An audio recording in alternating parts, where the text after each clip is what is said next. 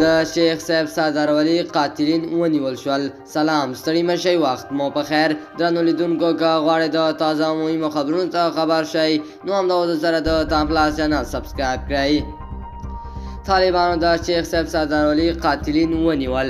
یاد کسان د شیخ صاحب نږدې دوستان دي چې د بلاک د مخفي کمرو له لارې پیژندل شوي او بېګا شپه د عملیاتو په ترڅ کې ونیول شول. د سپېریا کوهن ذبیح الله مجاهد وایي چې سبا ته به یې حتمي اعدام کړو. له بلې خوا طالب مشران وایي څوک چې داسې کار کوي موږ به یې همیش مخه ونیسو. دوستانو، زموږ چمتو شوی خبر تر همدې ځای پورې و.